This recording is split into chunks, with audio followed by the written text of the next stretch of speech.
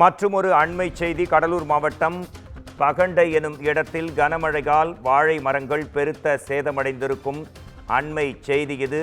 கனமழை தொடர்பாக பயிரிடப்பட்டிருந்த வாழை மரங்கள் பெருத்த சேதமடைந்திருக்கிறது. கடலூர் மாவட்டம் பகண்டை, மேல்பட்டாம்பாக்கம் உள்ளிட்ட பல்வேறு பகுதிகளில் கனமழை பொழிந்தது. கனமழையால் ஊருக்குள் மழைநீர் புகுந்து பொதுமக்களும் பெரும் அவதியுற்றனர். கிட்டத்தட்ட 3 to 4 அடி வெள்ள நீர் அங்கு தெருக்களில் இருப்பதை நாம் பார்க்க முடிகிறது. மழையால் ஏற்பட்ட வெள்ளத்தில் பாதிக்கப்பட்ட வாழைகளுக்கு உரிய நிவாரணம் வழங்கப்பட வேண்டும் என்று விவசாயிகள் கோரிக்கை விடுக்கின்றனர்.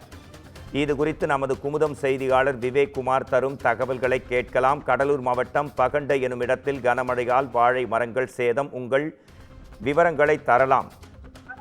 வணக்கம் மோகன்ராஜ். கடலூர் மாவட்டத்துல பெஞ்சல் புயல் காரணமா கிட்டத்தட்ட 2 நாட்கள் தொடர் கனமழை பெய்தது. இதனால 20க்கும் மேற்பட்ட சென்டிமீட்டர் 22 சென்டிமீட்டர் மழை ஒரு நாள்ல மட்டுமே பெய்தது. இதனால கடலூர் மாவட்டத்தில் இருக்கக்கூடிய பல்வேறு இடங்கள்ல மழைநீர் பாதிக்கப்பட்டது. அதே போல பொதுமக்கள் வசிக்கக்கூடிய பகுதிகளிலும் மழைநீர் சூழ்ந்தது. இந்த நிலையில அது மட்டுமின்றி அந்த தென்பெண்ணை ஆற்றுல வரக்கூடிய மழை நீரை சாத்தனூர் அணை திறந்ததுனால 1,70,000 கன அடி நீர் அங்கு வந்ததன் காரணமா அப்பகுதியில தொடர்ந்து கடலூர் மாவட்டத்தில் பல்வேறு இடங்கள்ல வெள்ள நீரால் சூழ்ந்தது. இதனால அப்பகுதியில் பெரும் பாதிப்பு ஏற்பட்டது. குறிப்பாக சொல்ல வேண்டும் என்றால் கரும்பூர், யனதிரிமங்கலம் உள்ளிட்ட பல்வேறு பகுதிகள், அதே போல பகண்டை உள்ளிட்ட பகுதிகளில் இந்த வெள்ள நீர் சூழ்ந்தது. இதனை அடுத்து கிட்டத்தட்ட ஒரு 500க்கும் மேற்பட்ட குடும்பங்கள் அந்த வெள்ள நீரால் பாதிக்கப்பட்டனர்.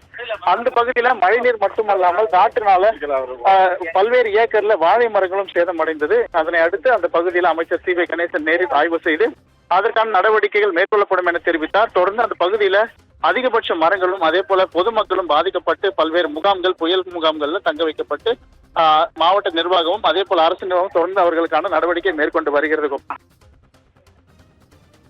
உங்கள் உடனடி தகவல்களுக்கு நன்றி விவேக்குமார்.